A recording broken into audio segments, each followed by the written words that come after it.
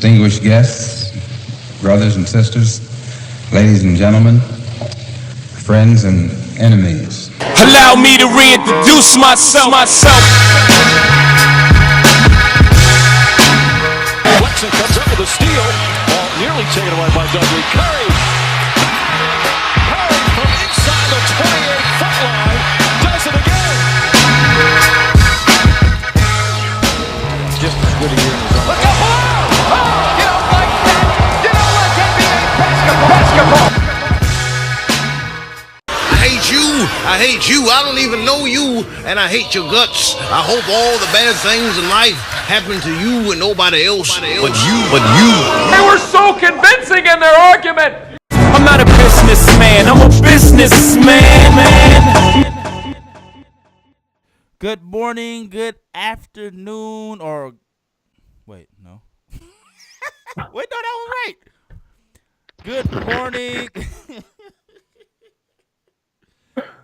Good morning, good afternoon, or good evening, people.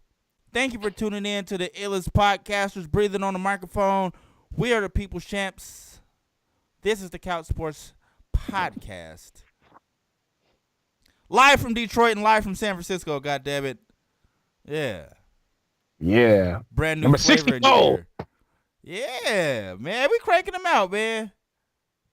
You know what? If you think about it, we started podcasting last year, and I remember when it was just a thought and an idea. I remember when the couchsports.com was just the idea. Like, what if we did this? What if we did that? How dope would that be? And now we over 300 articles deep. We are on episode 64 of the podcast. Mm-hmm. Look at over us, 300 followers, man. 300 followers on WordPress, almost 200 followers on Twitter, Facebook, Instagram, man. Like, people know who we are. Little engine that good, man. Like, people know who we are, man. That's dope. Right. And the perverted pedophile that lives up the street, I'm just playing. Stalker. We have pins. We have shirts. Behind me, there's a shirt. Man. Yeah, man. Makes you feel good, doesn't it? Yeah, it does, man. It makes you realize we've really come a long way, man. So I'm pretty proud of that. That was my moment. Right behind me, I'm too lazy to move and shift the camera. We have merchandise, mugs, T-shirts, as he mentioned, all that stuff. Why am I not wearing one? What? Because I'm too fucking lazy. That's why, people. Just deal with it. Kiss my ass and enjoy our entertainment. Right. You know what I was thinking about the other day? And I think only you will appreciate this type of humor. On Money Talks, when he was at the auction and he was flipping off the other dude who wanted to buy the car, and he was going like this. He was flipping him off, and the auctioneer was like, 300,000 to the guy who's welcoming all competitors.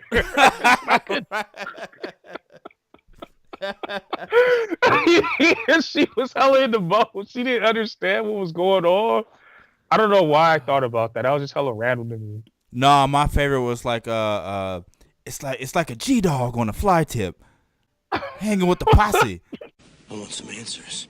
Hey, man, me and guys just down here checking out some fly rides and macking some holes and chilling. Imagine that. It's like a G-Dog on a fly tip, flossing with the posse, cutting in the crib. What the fuck does that mean? Hey, man, what the fuck does that mean? What about right after that, when they're fighting, when he's whooping his ass, how Chris Tucker looks away and then he hits him again?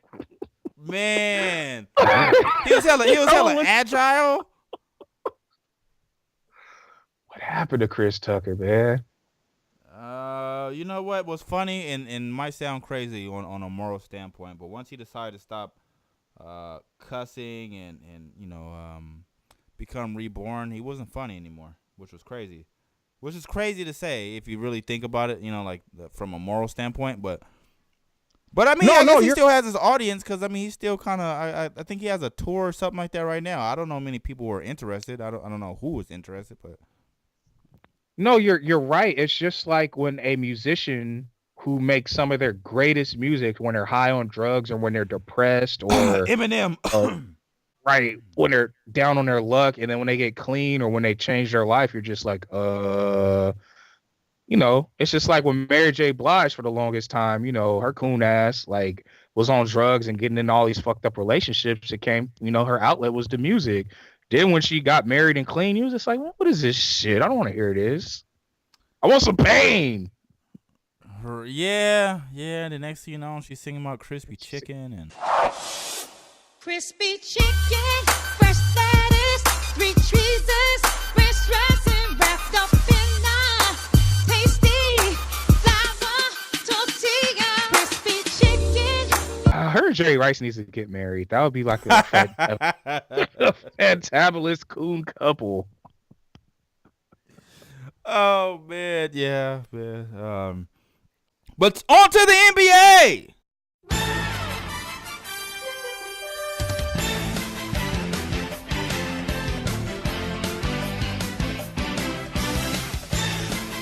Yeah. Yes. What did you I know this happened a few days ago, but the Andre Iguodala comments, what was your take on that, man? Because I was actually kind of taken aback. I didn't know how to respond to that. Like I was just like, all right, like I didn't understand. Like I seen Draymond a couple days later, and he was just like, well, I mean, because he was trying to answer the questions. They had the all players. NBA show on TV, TNT, yeah. And Isaiah, the original Isaiah Thomas was asking him like, why are you guys scared of the Spurs? You didn't want to play. He was like, motherfucker, we played the Spurs last year in their house, and we never ran from the Spurs. And that night, I mean, coach wanted us to rest, so we rested. I mean, he was like, if you think about it, LaMarcus didn't play, Kawhi didn't play, and yeah, we could have went out and beat them. But I mean, at the end of the day, we're thinking about June. It's like, I'm not tripping on playing some game in freaking March. Like, I'm not worried about it. Like, I get it. We want to go out and win, but at the same time, it's like we play every year now to, June. So we're thinking about that. But, he tried to avoid the Andre questions. But I didn't know what to think. I'm like, that's what Master said. First of all, bro, you score like 6-7 points a game anyway. It's not like you was about to go out and get a triple-double last night. What are we talking about? What are you mad about? Just from what I've been researching, I thought he was talking about Steve Kerr. I did too. So I guess he was because when they interview the media, and the media didn't usually, how the media is. They didn't do any swindle or spinning. What happened was Steve Kerr, they interviewed him first, and he said, tomorrow we're going to Steph, Clay, Draymond, and Iguodala, we're going to rest them. Iguodala was not made aware. So next thing you know, they go interview Iguodala right after Steve Kerr. And then I don't know if you saw Iguodala's face. He's like, nah, that's news to me. But if that's what Master wants, pretty much. And I'm just like, I know it's for a fact because, Twitter, Black Twitter, all these black people and everything, a whole bunch of brothers and sisters like blew up. Like, I'm like, I know for a fact Steve Kerr is not a racist. Like, that's like, nah. Yeah, but then he started going on about like, if you want me to be a dumb nigga, I'll be a dumb. Like, what are you? What does that have to do with anything? What are we talking about? I found out that it's the NBA. I found out that Greg Popovich and Steve Kerr is trying to stick it to the NBA because of the fact that the way they have these games in the schedule. And I'm not, folks, mind you, I'm not justifying any of this. So I'm just saying what I found out, like just from talking to people and shit out here in the Bay Area. Steve Kerr and Greg Popovich are good friends. Steve Kerr won 2 championships playing up under Greg Popovich. So that was a ploy to kind of stick it to the man. Greg Popovich does it all the time. So, He's been doing it works. He's been doing it. So Steve Kerr unapologetic too. So for me, I just have the feel. I'm just like, okay, when Iguodala said like I want house nigga and all this other stuff or master, I'm like, the fuck is he talking about? Like what? So my thing is this though. I don't know if anybody's ever read the book $40 Million Slave, or it's like that's that type of mentality that happens when you play professional sports. You can't have it both ways. You want to keep it real, you got to be like Iverson. You got to be all the way in or shut the fuck up pretty much. Like I said on the Yeah. last podcast about Kaepernick. Yeah. So Iguodala's a smart brother. So for that, I was just like, everybody's entitled to a moment of weakness, but this doesn't seem like a moment of weakness. Like, you got something to say, you might as well just say it. Like, don't. You got the platform at that point. At that point, Right. you got everybody's attention because you didn't call everybody off guard. Because I'm sure that Exactly. was going to be a regular ass, okay, I got the recorder to your face. You're going to say some shit. I'm going to go write my little quote and move on. I'm sure a lot of eyebrows went up like, wait, what? Well, the thing is, the media, or here's the thing, after it happened, the media was defending them because they're like, well, that's just how this generation jokes. You know, they say nigga as a term of endearment, all this other stuff. And I'm like, He had a straight ass face, though. right, that's what I'm saying. He's not 20 like 2, he's 32. He knows better. He knows So exactly what he was doing. So that's why I was just like, you might as well say what you need to say, like you were saying. You might as well get it out. How about this? So you still cashing the checks. You know about how strenuous the NBA schedule is. And how about this as well? You have people like John Wall coming out saying like he in fact thinks NBA is soft for resting players when the players make, way more money than the veterans than people that played when we were growing up, and they played all the games. It's very rare that an NBA player this day and age plays all 82 games. It's very rare. Yeah, and I seen Charles Barkley. I know sometimes like his opinion isn't the most popular opinion out there, but when he was saying that, back in his day, he had to fly coach. These people were flying private jets, Mhm. and they played every game, and there was no resting. And I mean, we understand, sometimes it's 4 games and 5 nights and back to backs and whatever, but at the end of the day, fuck out of here. I don't want to hear it. Because my job was to go play basketball, and I made $10, $15 million a year. I'm not complaining about I gotta play tomorrow. I'm about to be in this ice tub. Like, first of all, say we played today. Say we had a game today. Mhm. And right now it's 6:30 my time, right? Say the game started right now at 6:30. Most likely tomorrow the game starts at 6:30 or 7:30 tomorrow. Mhm. Most likely. So I got another just under 24 hours. So I'm going to get some sleep. I'm going to eat a great meal or whatever. I got all day to prepare mentally for the game. Come on, man. I get exercise for a living. I for one, any profession, sometimes you need a day off. I get it. Like that's not what I'm knocking. What I'm knocking is the fact that for the people that defends this generation, it's like what you just said. Look at the people who played, and they played longer, they played harder, and they still had longer careers than a lot of these guys had because they had fundamentals. Like today, you have everything to make your body last longer. You have all this stuff. Injuries are going to happen no matter what. So, and think of the fan. The fans are the reason why you're making, double the amount of money that Michael Jordan made and shit. That's the reason the salary cap is over $100 million right now in the NBA. Listen, Because I just want to say this, and not to interrupt you, but I don't want to forget what I'm about to say. Go ahead. All I want to say is this. I am not the guy, and I never have been the guy to say, if this happened at my job, I've never been that guy. But at the end of the day, if you make however many millions a year, right? Mm-hmm. Something that can cover the next couple of generations of your lineage, right? Mm-hmm. And people like us, for example, you go jump in your bus, say Monday to go drive, right? Yep. You got a back-to-back for 5 nights straight. For 8 hours. You're not going to go drive for 3 hours and then come home.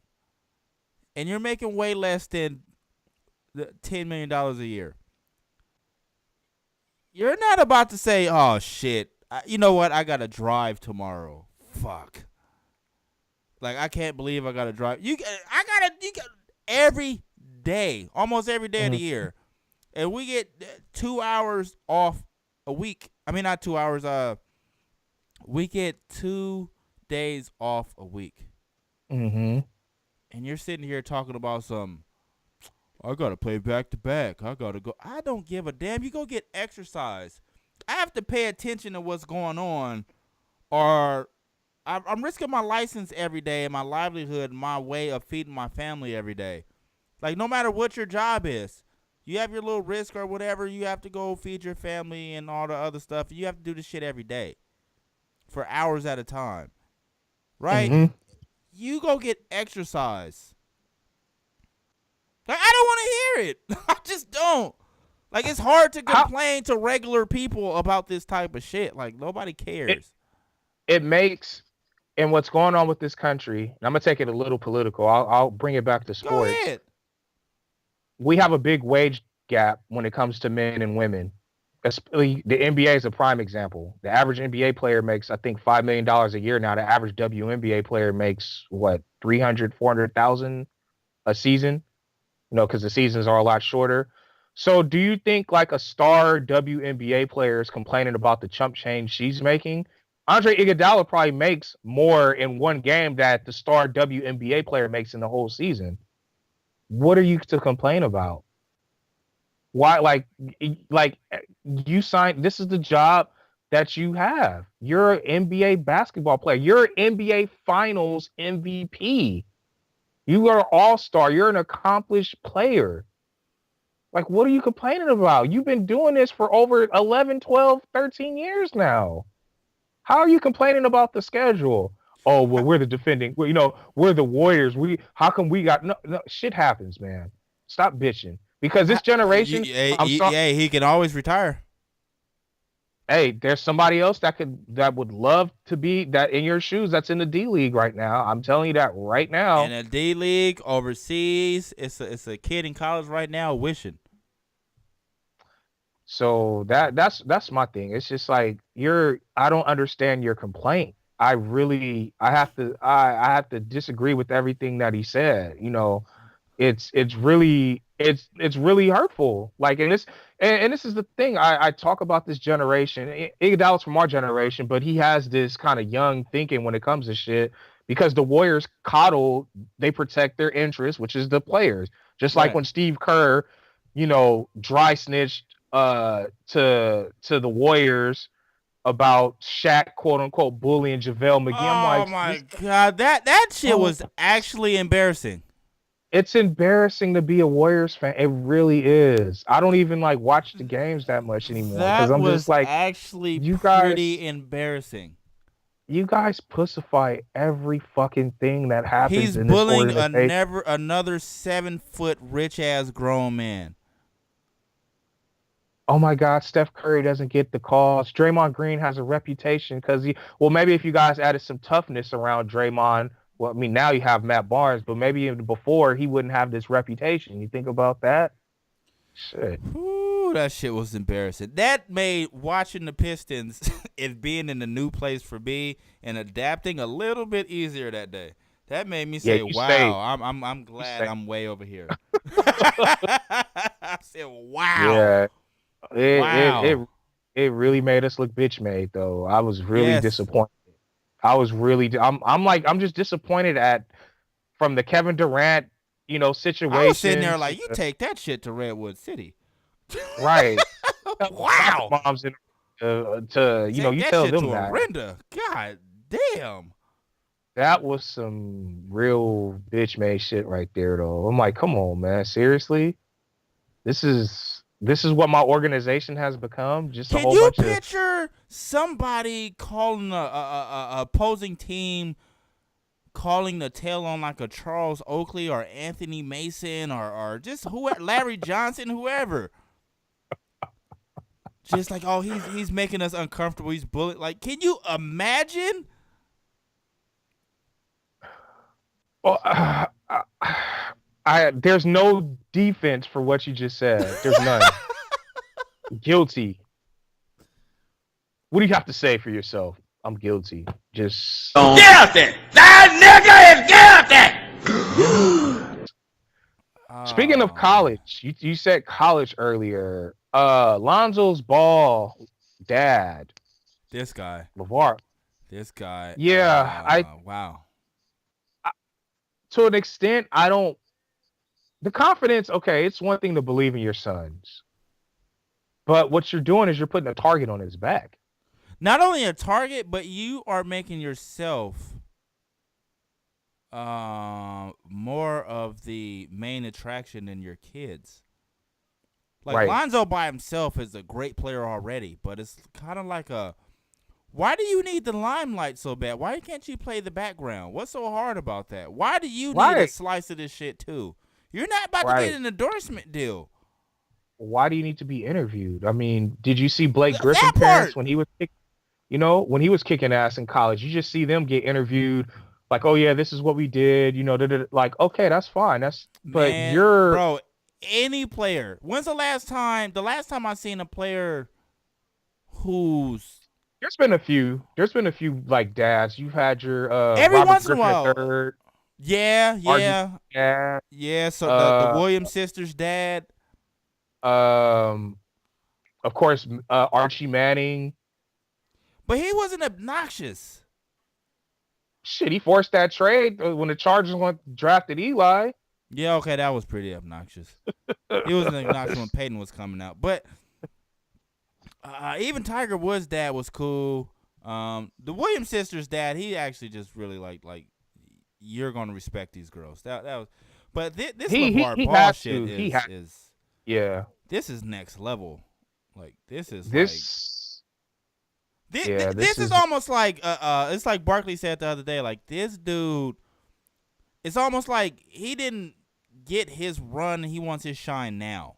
Like now it's his time to shine. It's like you're not even the one playing. And I love what he said on Jim Rome the other day when he had his final say. 'Cause, they've been going at it.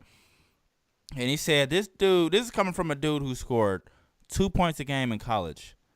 And he said, I don't know. Maybe he exploded one day for 6. But at the end of the day, man, let your kid, this is his time to shine. Let him have his time. Like, your days are over, man. Just sit back and watch. It's over. Here's the thing, though. Lonzo Ball, let's say, okay, Brooklyn, they might get the number 1 pick, but they got to get that up to, I think, Boston, right? Yes, if it's in a top 3 or 10 or something, I forget. Top 3 protected or whatever. Whatever team Lonzo Ball goes to, it's going to be a horrible team. Yes. He's not who's going to be there to show him the ropes? That's the thing. Like, an average point guard, a Ricky Rubio is going to eat his ass for breakfast. I'm just saying, just imagine what a superstar point guard is going to do to him. Oh, yeah. Russell Westbrook and shit, Steph, all that shit's going to get ate up. One more dad to add to it. Adrian Peterson's dad was talking shit about the Vikings O-line, and they're upset. Like a decade in, and you still got people's dads talking shit. Like, go sit down. It's one thing, like, once again, Warriors looking weak. Kevin Durant's brother, did you hear about this shit? He was talking shit about Westbrook on Twitter, then he deleted the wow, really? Yeah, he deleted his Twitter account, but the screenshots last forever. So he was like, he wasn't really talking shit. He was just like, triple doubles are an individual accolade award. I don't know how that's being an MVP because it's an individual and blah blah blah blah. But I'm just like, okay, what's the point of saying all that? Like, then like one of Russell Westbrook's like fans was like, why are you talking about Westbrook? And he's like, I'm not talking about him. He's like, trust me, like Kevin Durant is good. Like no one is thinking about what Russell Westbrook over here. I'm just like, why say so? Like, this is dumb. You already know what you can do just by tweeting out something NBA related. Like, even if it's a jab or you're being subtle or sneaky or throwing shade, you already know how the perception is going to be. Shut the fuck up, man. I just want to know why people always feel the need to have to say something. What's so hard about just like living your life? You know what I mean? That's the generation we live in now, where people who are not qualified to do the job, they have a voice and they feel that their voice matters or their opinion matters, you know. Hey, you should have turned left over here. Yeah, I can't make that left turn because it's a dead end. Well, I can make that turn in my car. Yeah, we're in a That's your 27-ton car. bus. We're in a 27-ton bus. We're not in a car, miss. Go sit down. That's the type of shit that we deal with nowadays. You have no qualifications to tell me as a bus driver which way to go, how to drive the bus when you don't have a license to drive a bus. You know the cold part, and ironically, what we're talking about, she's gonna jump on Twitter or Facebook and talk shit. Right. That, And well, that's the what coldest part is if you was to say something or confront her about, or whoever, just about how uncalled for that shit was. Now you're the monster, and she's the victim. because yeah, and here's the extra like incentive to her, but on her behalf, I'm black and I'm attacking her, or she doesn't feel comfortable. That's the type of shit we have to go through. It's like you try to Goddamn defend victim. you try to defend yourself to the person of a fair skin, and they don't feel comfortable about doing something or whatever. But that's But just everybody like should shut where the we live fuck at up. right now. I'm People mad that who the NBA is keeping track of fantasy points per game. yeah, nerds got to eat too. Boys in the hood.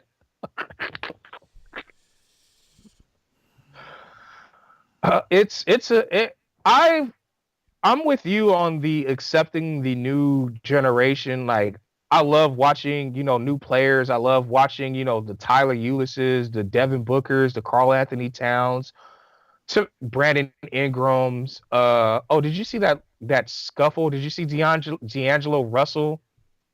The Bucks and the oh my God, look it up right now. While you're looking it up, I can talk about something, but it is watch D'Angelo Russell, his girly move that he does on this scuffle.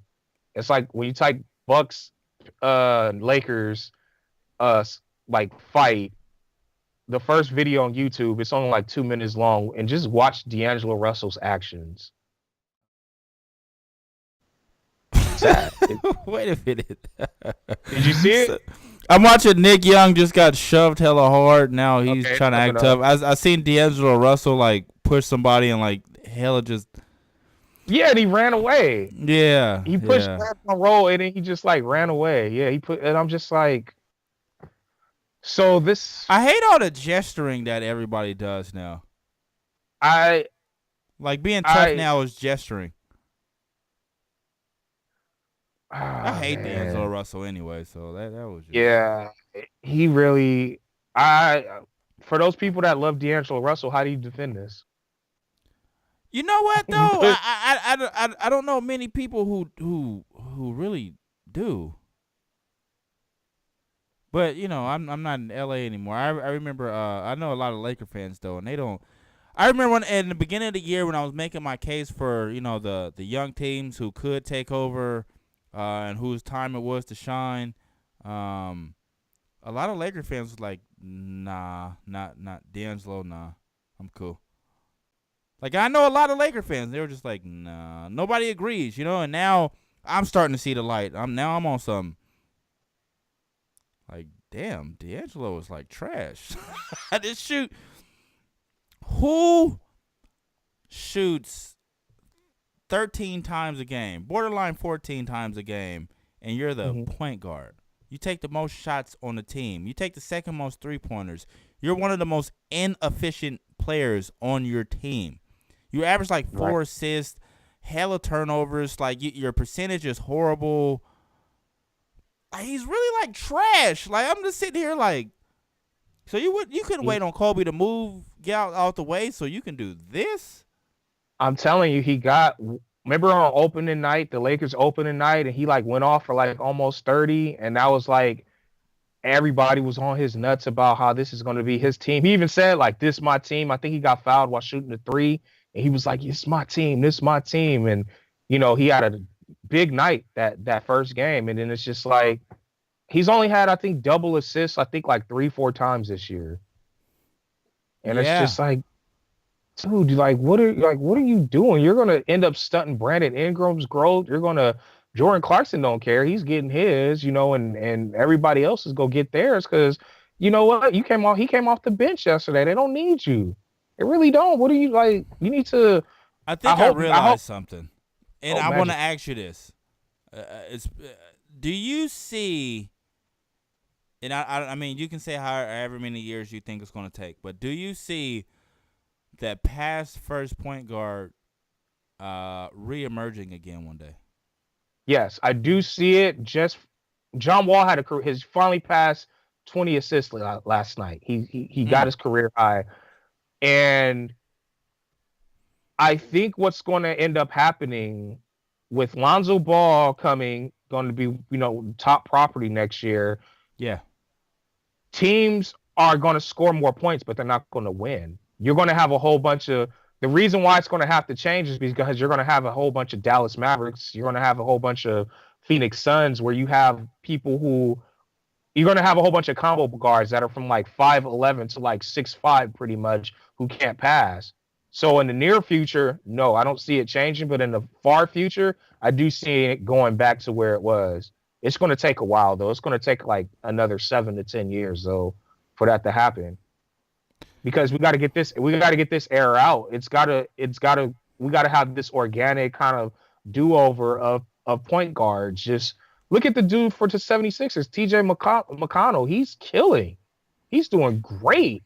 Yeah, And yeah. nobody's talking about him because because I mean, yeah.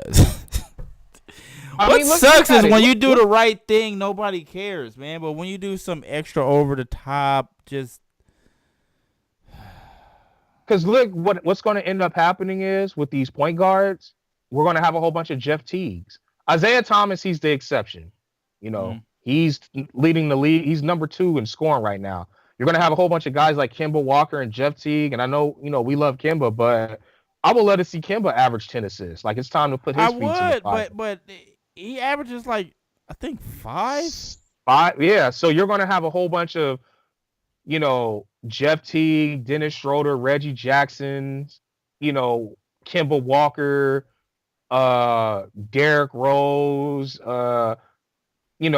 Mike Conley's an exception because he actually averaged like 8, almost 9 assists. You're gonna have a whole bunch of guys that are just like those 5 I just mentioned. And I can't be they don't mad at really win. Mike Conley because he never had a dynamic scorer next to him.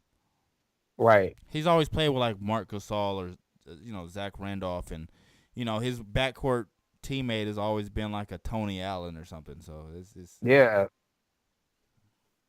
I But can't get upset. I can cut him a little slack, but what it's going to take to get the point guard back is you have the stretch 5s, the stretch 4s, guys like Joker, guys like Draymond, guys like Plumlee, they're LeBron even, because he's a great passer, but he's a freak of nature. I'm just talking about like stationary, like big guys who know how to pass. They're going to have to kind of, trickle out for the reemergence of the traditional point guard, because now teams are running their offense through bigs now. Nurkic as well, now that he plays with the Blazers. yeah, I like that the change in big men that are coming. Big men who could do it all. Maybe shoot a little bit. You can pass. You can rebound. You can block shots. I like the Swiss Army knife style. The shoot first point guard. That shit is so whack, and I'm sick of it. But I mean, it is what it is. Real quick before we go, John Wall is the all-time leader in assists for the Wizards. He needs 3 more to have 5,000. So right now he's at 4,497. And he's also the all-time leader in steals with 844. I like that. All right, Johnson Wall. When that sounded hella perverted. But yeah, man, thank you people for listening. Thank you for tuning in. Catch us on Twitter, YouTube, SoundCloud, TuneIn Radio, iTunes, Facebook, Instagram. Obviously, we're on everything. And yeah, appreciate you. Any party You words? could write us. You could write us. We have pen pals because I'm old school. So Hey, if- shoot us. Shoot Terrell a pen, be his pen pal, or you can Be my email pen us pal. at thecouchsports@gmail.com. Whatever you want. smoke signal. Right. Peace. Let's go home. Let's go home, ladies and gentlemen. Let's go home. Let's go home.